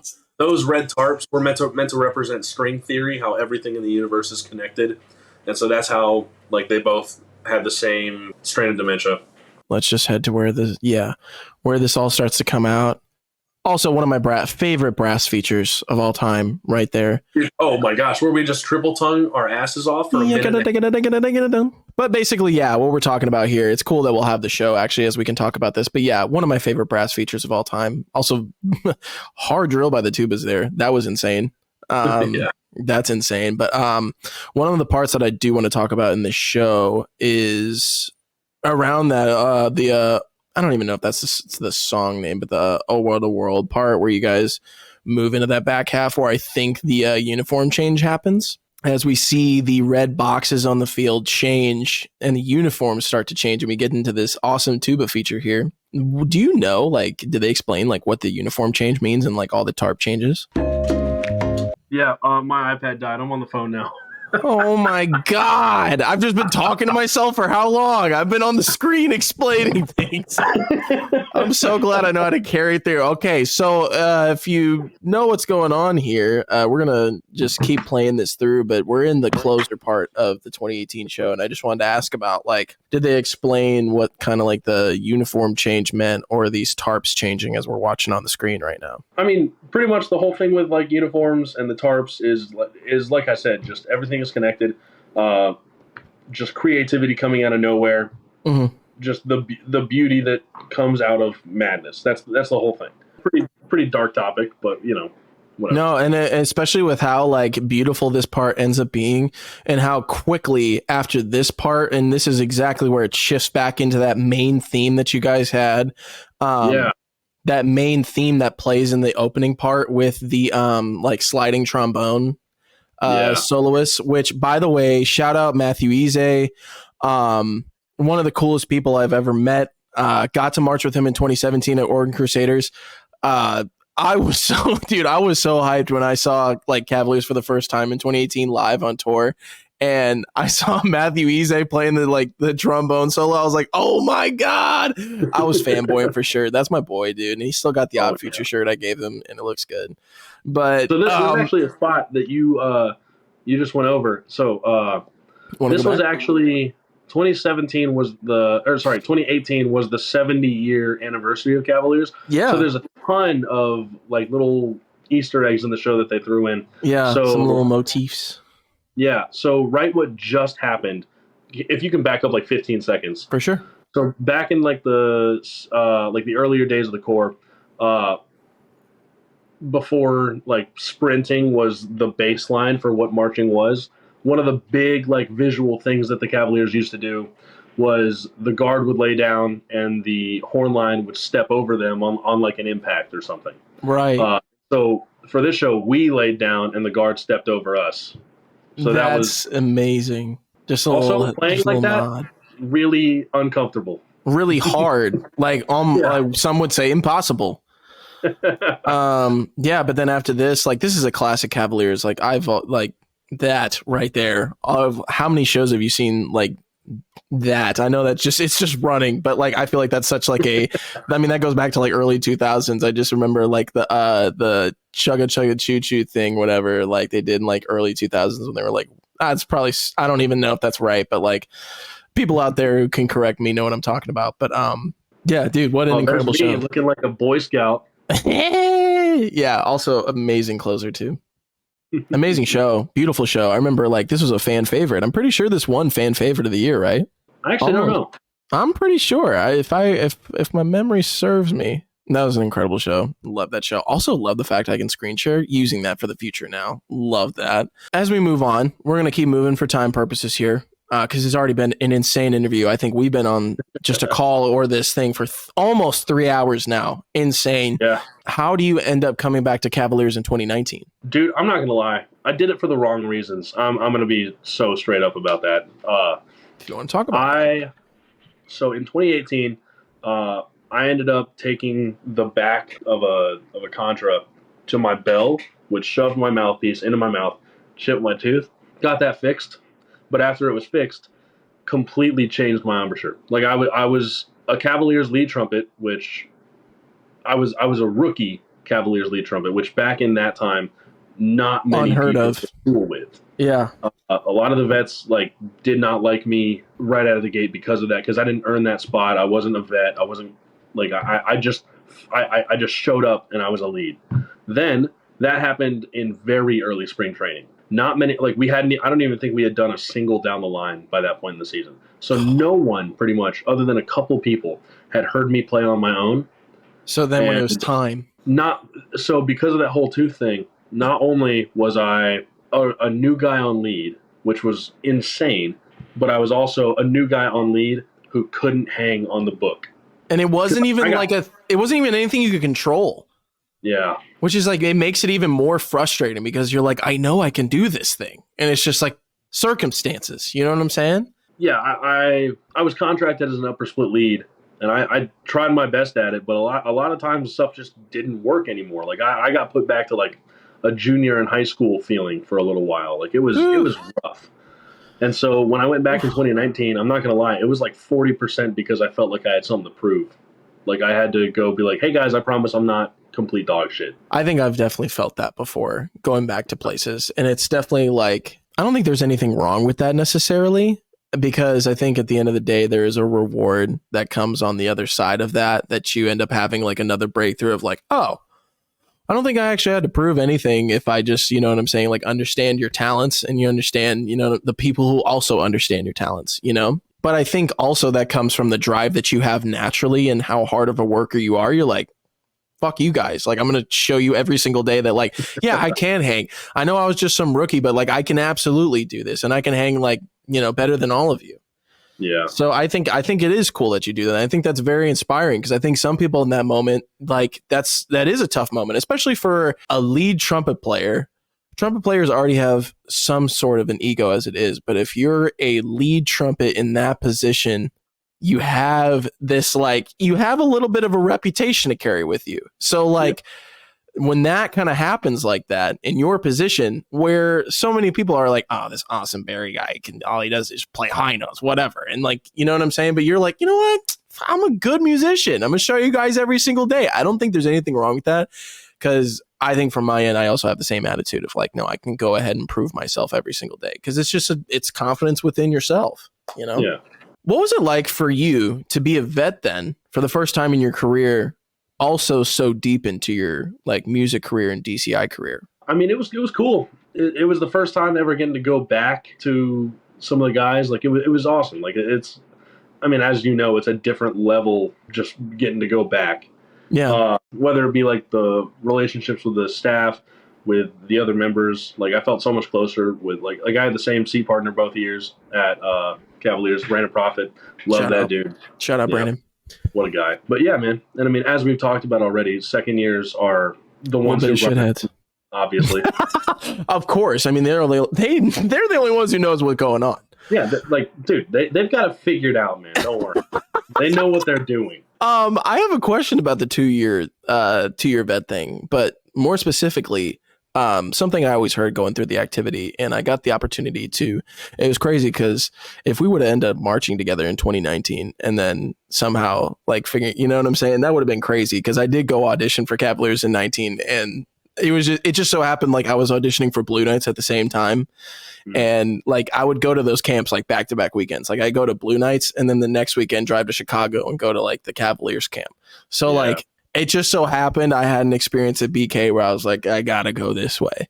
But like Cavaliers were still great. Kevin LaBeouf was great. I was like, this is the dude. This is gonna be an incredible horn line.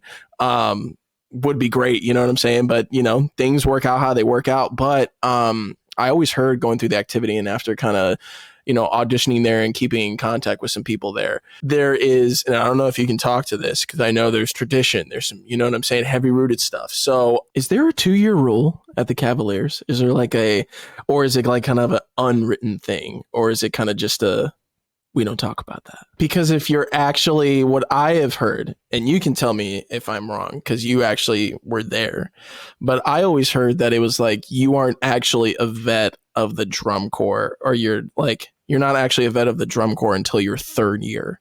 And your 2nd year, you're still a like new member, but you're not a Cavalier until your 3rd year. Can you kind of, that's just a little like nerd nugget from me that I'm like, I kind of wanted to ask because I'm like, those are the cool things that like people want to hear about. Yeah. So that's definitely how it used to be. In recent years, they've gotten away from that. What it was, if you were a first year in the drum corps, with the only exceptions being rookouts, after your first year, you were not a Cavalier. You were a Cavalier marching member. So the whole thing that makes you a Cavalier, not the whole thing that makes you a Cavalier, the symbol of being a Cavalier is the white gear on your stack. Gotcha. So like I've got mine over there, but the whole thing is there's a way to wear them. You're supposed to be able, like, the person looking at you should be able to read them like a book across your chest. Do you want to get them? Yeah. If they're close by, if you want to just be able to like explain that out. Dude, that room looks beautiful. Can we just appreciate the room real quick? And then also appreciate the cheetahs next to the music stand. Hey, no, those are leopards. Come on. Sorry. But dude, yeah. Good old these guys. Got the everything band necklace, and then got my gears. Okay. So yeah, explain us to a little bit about the gears. Mine are extremely dirty. At some point very soon, I need to. A little old too, so I can understand that they've been some places. They've been out there. I probably need to clean these and like completely strip the painted ones and then repaint them myself. But yeah, they're a little funky right now. So it used to be. This is how. Yeah. Okay, so you're seeing this on like you're reading it left to right. Right? Yeah, I can kind of, if you could hold it a little closer so I can like see it. But yeah, okay, I see what you're saying. Yep, perfect. So just making sure the white gear is on your left right now, right? Yes. Okay, cool. So this is your Cavalier gear. Okay. Before a couple of years ago, you would get this your second year. So for all stacks prior to a few years ago, it would look like this. Ignore that, but basically you would only get that one. You'd get show gear, white gear, and then your next show gear. I was in the first year of Cavaliers who got initiated their first season. So my white gear is the first one of my stack. Because you get your white gear, now it is, you get your white gear when you get initiated, and then you get your show gear at the end of the year, and I did 2 shows. So right. You've got your white gear, you've got, this is my 18 gear, you've got the blue on one side, the green on the other, and like you might not even be able to see it anymore, but there's like specks of red, which represented like the tarps on the field and stuff. The string theory. Yeah. In string theory, everyone always just equates it to a red string. I don't know why. We also called that the blood of how many times that tarp would like cut our hands and stuff. Oh yeah. Then you've got 19 wrong side of the tracks. You've got like the bronze rustic gold kind of deal. Yes. Got the green in there. There are also the red specks of paint for the blood. So every part of this stack is something different. So the yen thing, goodness. Shut up, man. That's so perfect. That's just so perfect for this whole interview. I'm gonna lose my mind.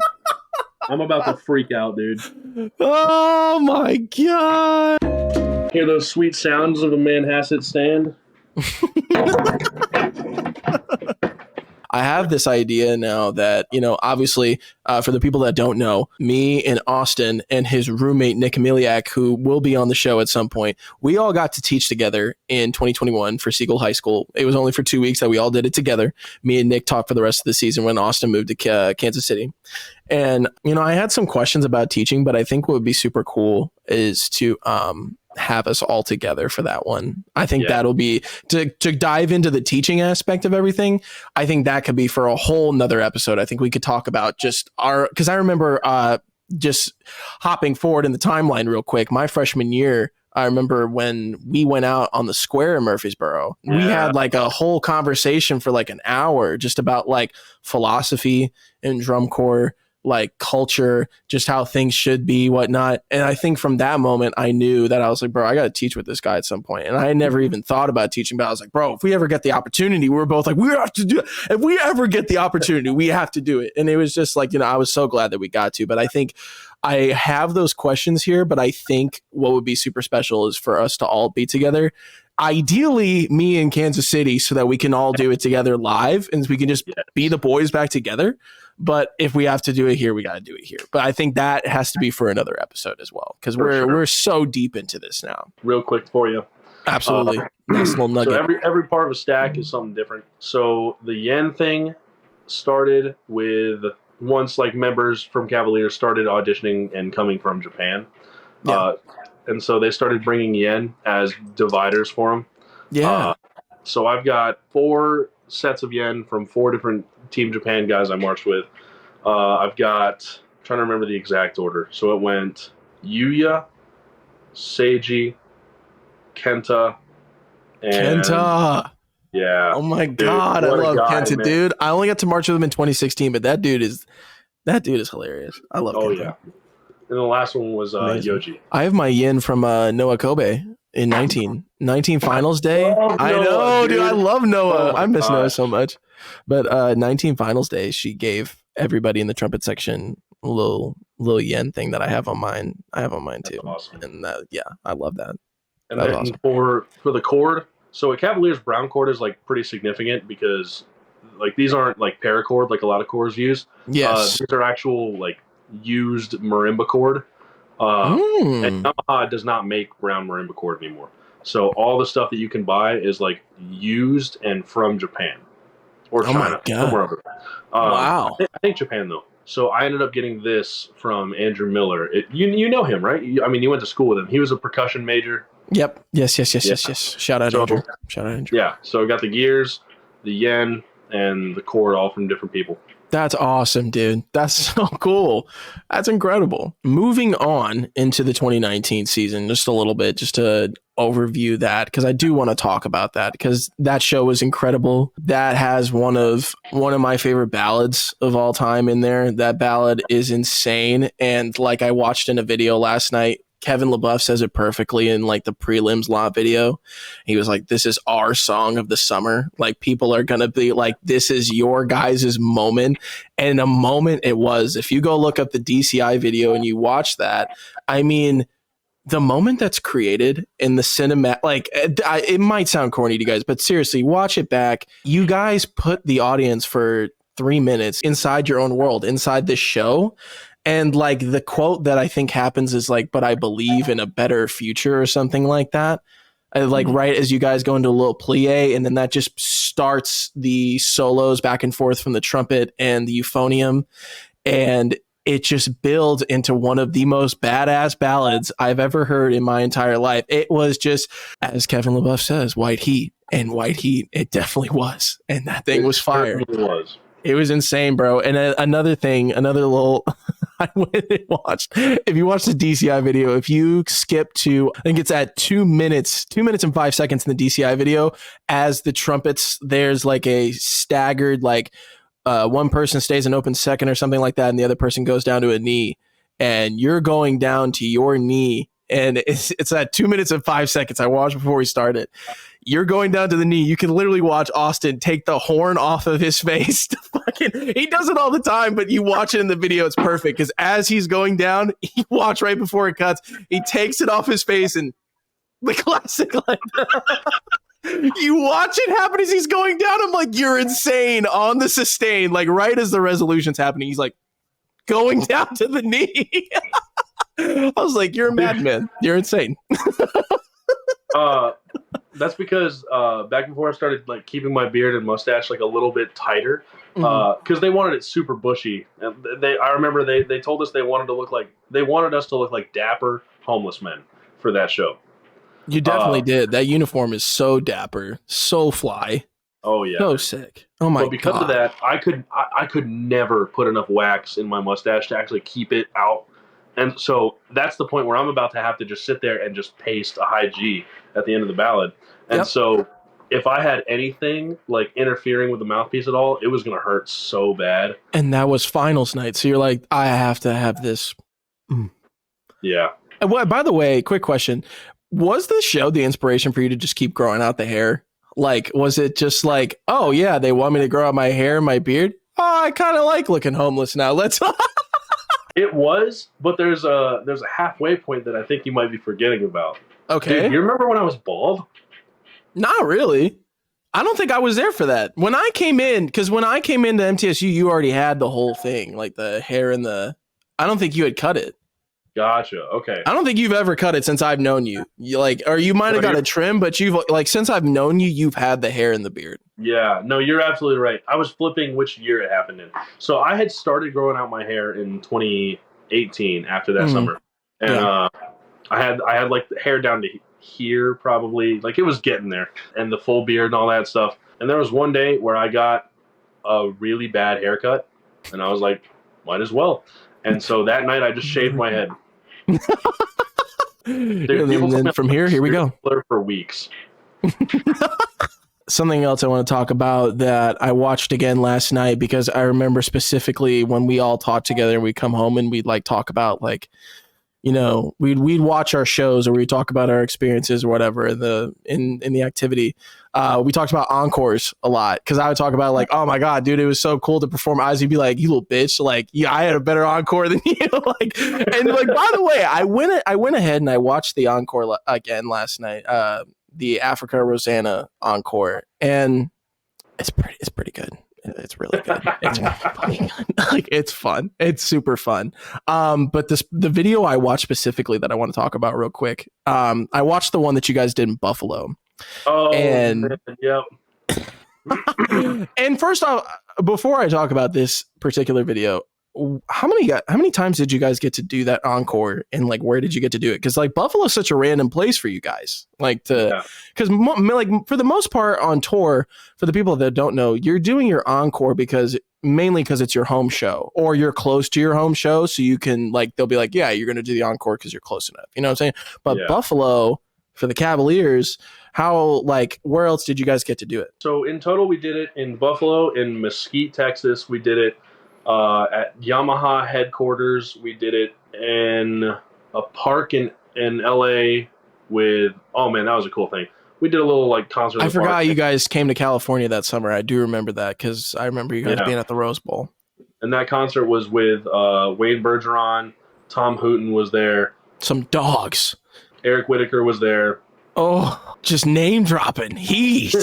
That's insane. Those are legends.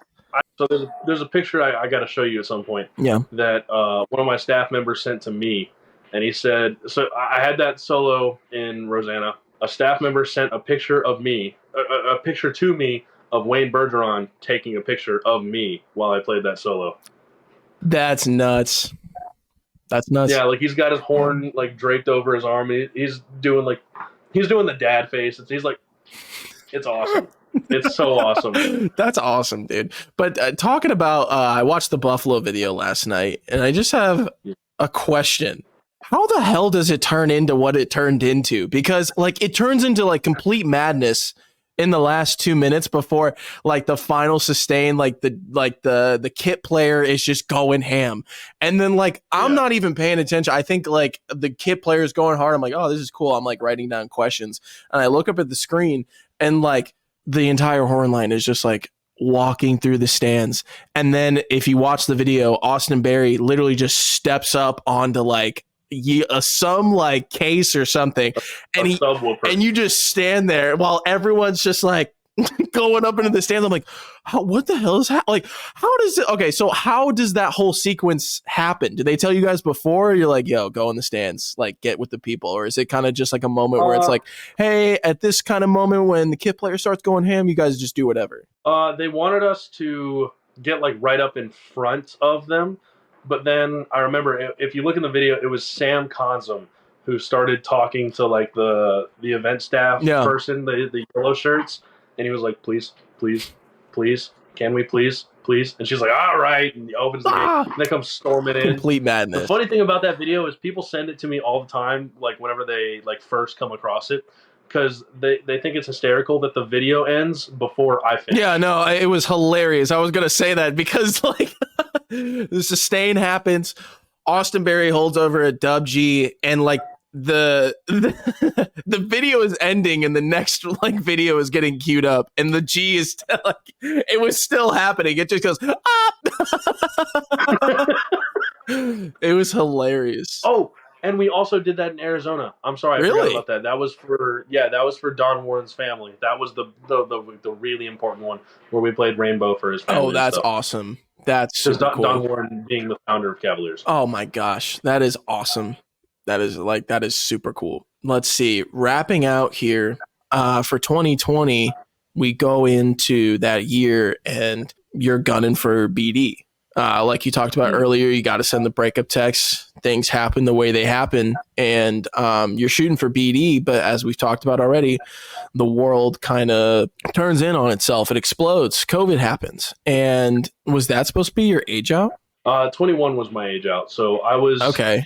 I marched Blue Devils for 20 and 21, and then I taught the B Corps in 22. But yeah, 21 was my age out. I was a bonus year kid, got that June 2nd birthday, barely made the cutoff. So amen. Amen, brother.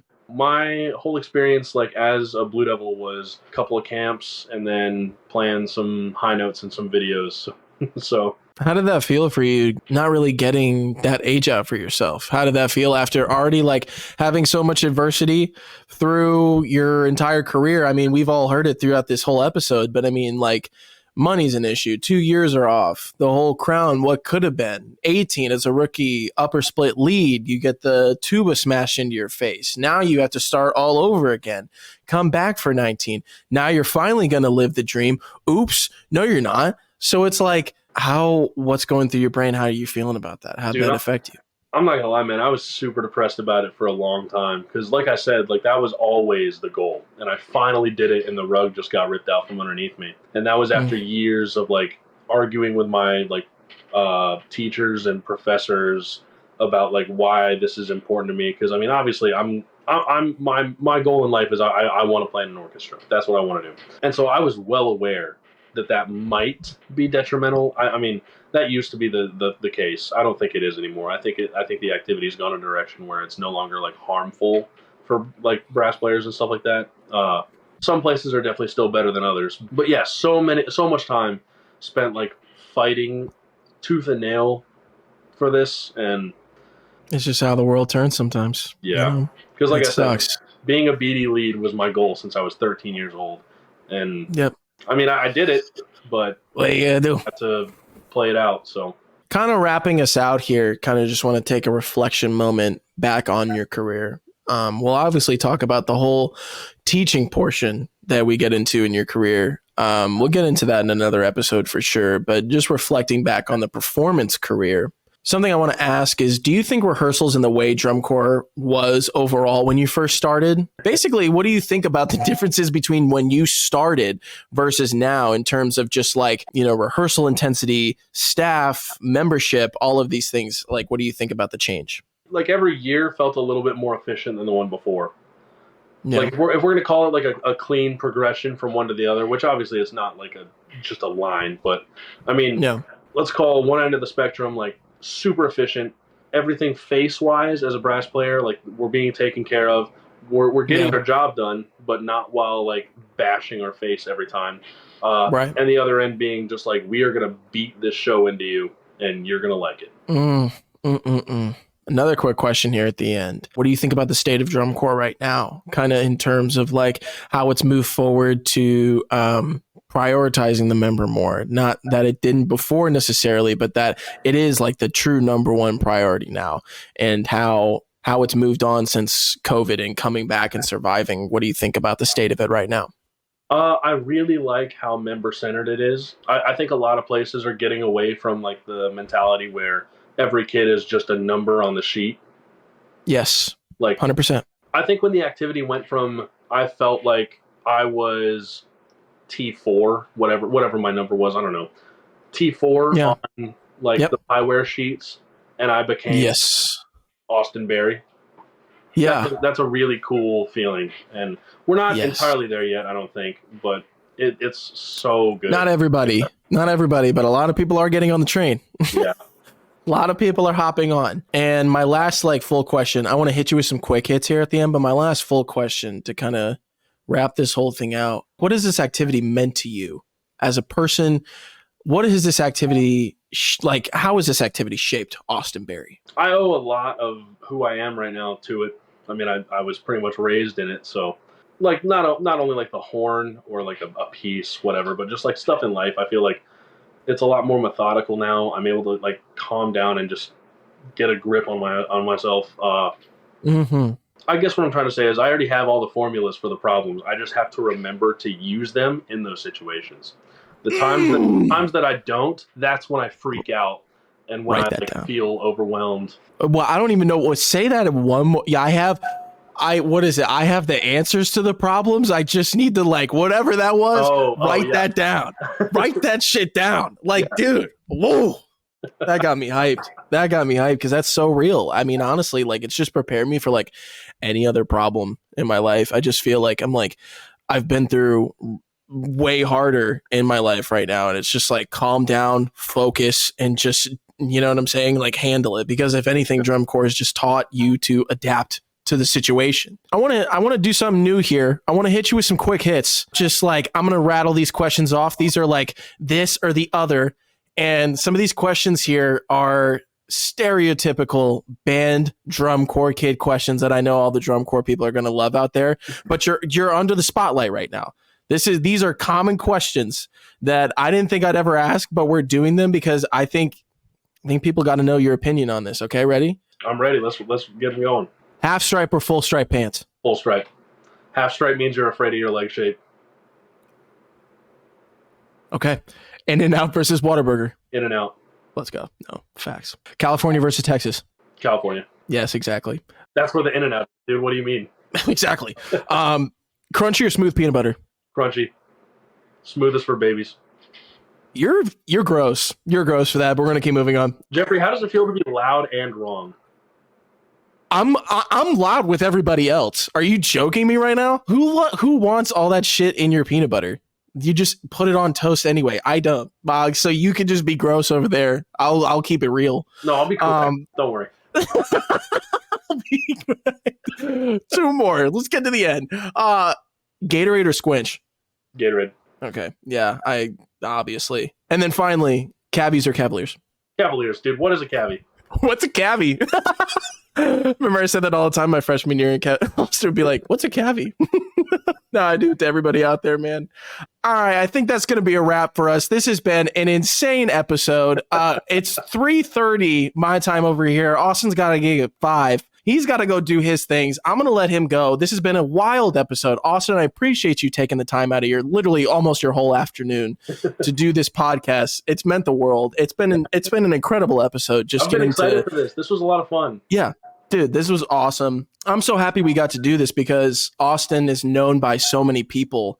And Austin is the guy who plays all the high notes and like, oh, Austin Berry just plays the high notes. I hope this episode, having this out and people getting to see inside your mind, getting to see how you think about the activity and your perspective on how like this whole journey has gone for you. I know people for a fact will have so much more respect for you coming out of the other side of this and a whole new perspective on you. And I know you're incredible and I just want the world to see it. You sweetheart. I love you, bro. Dude, I love you, man. This is so fun, man. I miss you. This is awesome, dude. I can't wait to do another one. We're going to have Nick on in his own episode because we got to talk about his own stories. Yeah. But eventually, me, Nick, and Austin will definitely be on an episode all together. It will happen live or over the internet. I don't know how. We'll do it. We'll make it happen. Yeah, this has been episode 5 in the Meet the Bus podcast. Austin, thank you so much for coming on. Thanks for having me, man. Hey, we'll see y'all next week.